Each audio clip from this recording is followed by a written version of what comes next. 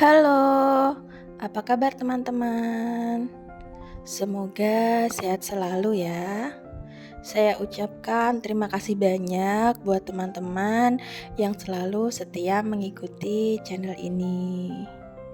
Dan saya doakan semoga teman-teman semua selalu dalam keadaan sehat, mendapatkan rezeki yang melimpah, dan juga selalu berlimpah kebahagiaan. Oke teman-teman, pada kesempatan kali ini saya akan berbagi pengalaman dengan kalian. Kita sharing ya, bagaimana membuat pestisida alami untuk tanaman anggrek kita supaya mereka tumbuh sehat, terhindar dari hama. Sebelum kalian lanjut nonton videonya, bagi teman-teman yang belum subscribe, silahkan di subscribe dulu dengan klik tombol subscribe berwarna merah yang ada di bawah ya teman-teman ya. Pada video sebelumnya kita sudah berbagi pengalaman bagaimana cara merawat tanaman anggrek, bagaimana cara membuat pupuk, dan juga bagaimana cara menyiramnya. Seperti itu ya teman-teman. Maka sayang sekali jika tanaman yang sudah kita rawat dengan baik, sudah kita pupuk, sudah kita siram dengan baik, tiba-tiba saja mereka layu atau sakit karena diserang oleh hama. Oleh karena itu, sebaiknya selain kita beri pupuk, kita siram, juga perlu kita buatkan pestisida. Nah, ini teman-teman untuk bahannya. Kalian tahu enggak ini apa? Kencur, kunir, lengkuas, jahe ya teman-teman. Yang benar itu jahe. Ini pertama-tama kita cuci dulu ya teman-teman supaya bersih ya. Karena jahe ini kan mereka ada di dalam tanah, jadi pasti yaitu banyak mengandung tanah ya teman-teman. Kita cuci bersih dulu supaya tidak ada bakteri-bakteri ya, seperti itu ya teman-teman. Setelah kita cuci bersih, lanjut aku mau bersihkan kulitnya dulu ya. Seperti ini aku potong supaya mudah buat bersihinnya. Ini bisa dikupas atau mungkin dikerik juga bisa ya teman-teman. Ini aku mau kupas saja. Kita bersihkan kulit jahenya.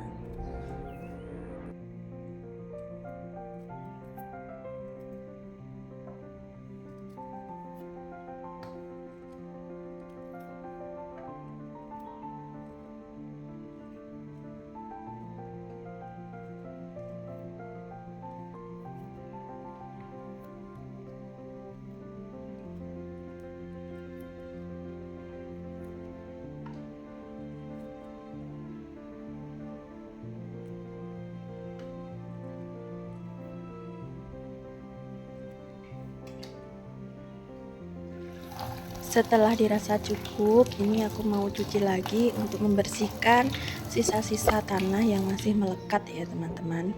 Nah segini ya jahenya. Nah terlihat jelas ini jahe ya teman-teman. Ini aku mau potong jadi dua, nggak usah terlalu banyak ya, seperti ini. Nah cukup jelas ya teman-teman, ini tuh sebesar ibu jari. Lanjut aku punya plastik, ini kantong plastik ya teman-teman. Jahenya mau aku masukkan ke dalam kantong plastik, lalu mau aku geprek ya teman-teman. Nah ini pakai ini. Sebenarnya kalau kalian tidak mau geprek, bisa juga jahenya itu kalian blender, kalian potong kecil-kecil juga bisa ya. Terserah kalian enaknya gimana, sesuaikan aja dengan selera kalian gitu ya teman-teman. Ini tuh opsional aja kok. Nah lanjut aku punya wadah, ini terbuat dari kaca, ini ukurannya 1 liter ya teman-teman. Ini jahe yang udah aku geprek tadi, mau aku ambil, aku masukkan ke dalam gelas kacanya ya teman-teman. Nah seperti ini. Lalu kita sisihkan bagian yang satunya lagi, aku masukkan dalam gelas.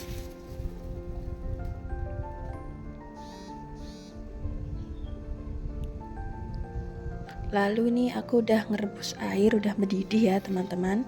Nah, airnya mendidih seperti ini. Lalu airnya tadi kita tuangkan kepada jahenya tadi ya teman-teman. Nih pelan-pelan, ini panas sekali ya, ini mendidih. Nah, kita bagi juga yang ada di gelas, kita masukkan. Oke.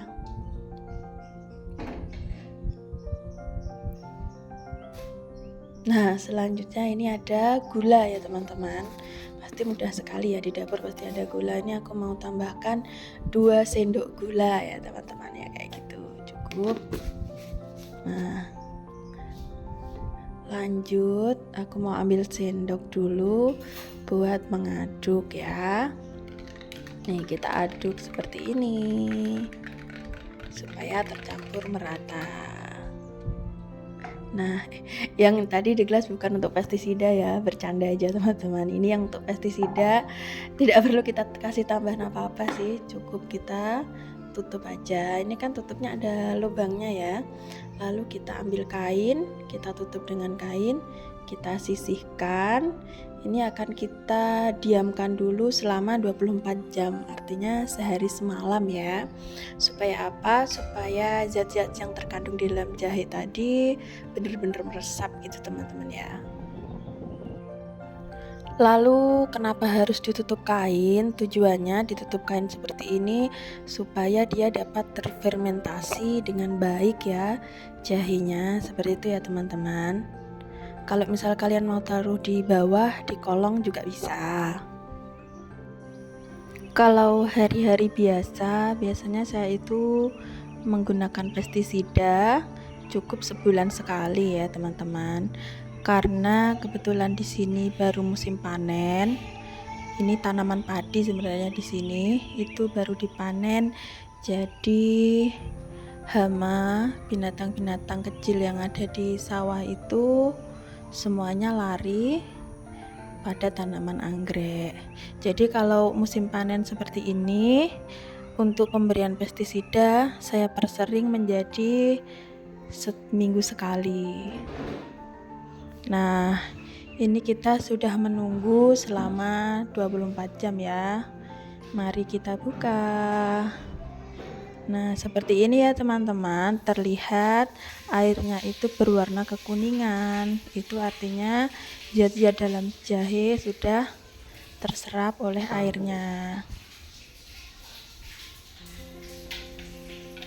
Kita ambil botol sprayer dulu ya, mau kita semprot-semprotkan.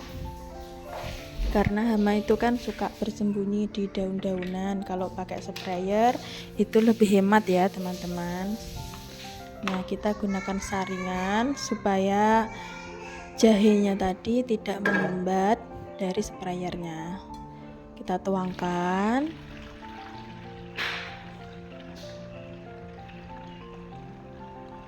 Nah,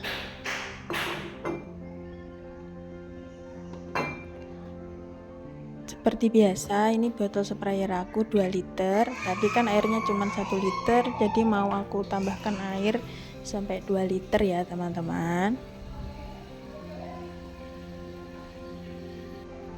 Nah, kalau kalian mengisi sprayer, airnya jangan terlalu penuh ya. Di sini ada indikator tulisan 2 liter.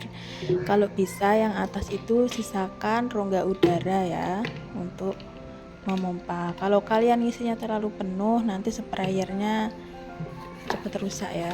Oke, kita pompa dulu. Lalu kita siap untuk menyemprotkan pada tanaman-tanaman kita.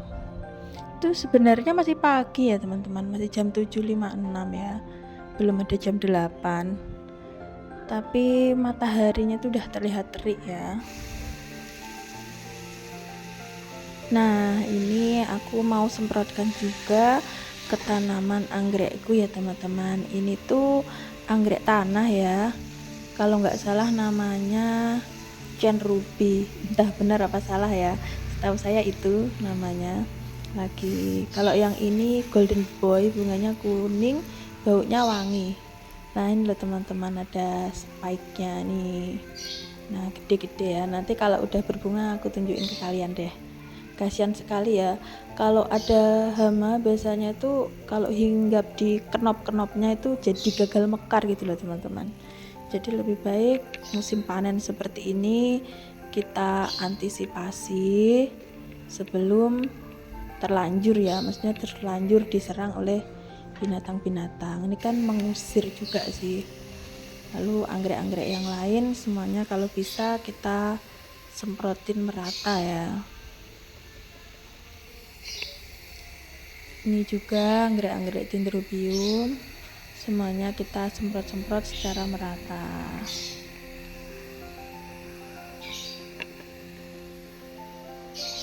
Yang membuat aku itu seneng ya sama anggrek dendrobium, selain bunganya yang cantik, kalau pagi seperti ini ya, mereka itu mengeluarkan aroma yang wangi teman-teman. Bisa dibayangin ya, aromanya itu wangi, enak gitu loh. Kayaknya kalau anggrek dendrobium tuh sebagian memang berbau wangi ya, ndak semuanya sih sebenarnya. Kayak yang ini banana royal tuh kalau pagi tuh baunya wangi banget, dah kecium banget lah wanginya gimana. Jadi kita itu seneng gitu loh ngerawatnya. Anggrek bulan pun juga cantik, tapi setahu saya kalau anggrek bulan tuh jarang ya yang wangi. Mungkin kalau yang wangi itu biasanya belina itu ya. Kalau yang anggrek-anggrek biasa kayaknya ndak berbau wangi. Kalau dendrobium tuh banyak lah yang berbau wangi. Nih, seperti ini. Apa namanya, banana royal, ini wangi. Kemudian yang ID Tommy, warnanya kuning ada coklat-coklatnya, itu juga wangi. Ya, kalau menurut saya mencium aroma-aroma dendrobium itu menjadi kebahagiaan tersendiri. Kalau menurut kalian gimana ya teman-teman? Silakan kalian tulis saja di kolom komentar. Mungkin apa sih yang kalian sukai dari tanaman anggrek, misalnya atau anggrek dendrobium, anggrek bulan. Hal-hal apa sih yang membuat kalian tuh suka? Kalau yang ini anggrek super bean ya teman-teman, bisa disebut anggrek jadul, anggrek 1000 umat ya. Anggrek super bean itu gampang sekali tumbuh keki, kemudian juga sering banget kita jumpai di rumah-rumah warga, banyak sekali ya. Perawatannya pun juga mudah dan bunganya pun juga indah ya teman-teman. Nah, seperti ini.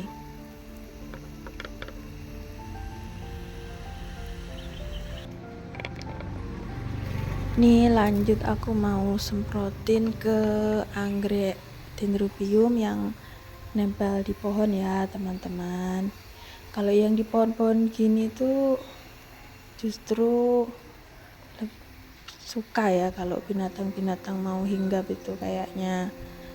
Biasanya kalau di tempat saya yang banyak itu kepik, belalang, seperti itu ya teman-teman. Kalau belalang itu mereka suka makan daunnya, akhirnya daunnya rusak. Tapi kalau kepik mereka itu ndak makan daun, tapi suka ada di kenop-kenopnya gitu. Kalau kenopnya nanti kayak dihisap atau diapakan ya, itu nanti biasanya gagal mekar ya teman-teman. Jadi lebih baik kita lakukan antisipasi pencegahan, kita berikan mereka pestisida alami ya, karena ini ditanam di lingkungan rumah dan yang pasti lebih aman gitu kalau kita gunakan yang pestisida alami. Tapi kalau kalian mau pakai yang kimia juga ada, banyak dijual di toko pertanian. Kalian tidak perlu repot-repot buat, langsung saja beli, langsung kalian aplikasikan. Tapi kalau menggunakan yang kimia, perhatikan apa yang ada di sekelilingnya ya. Nanti biasanya ada ikan, kucing, anak-anak kecil seperti itu ya. Nah, ini aku mau ratakan. Ini tuh anggrek-anggrek yang aku split-split gitu ya, hasil split-splitan gitu ya teman-teman. Nah, ini tuh super bean, yang bawah ini super bean, kalau yang atas ini apa enggak tahu namanya.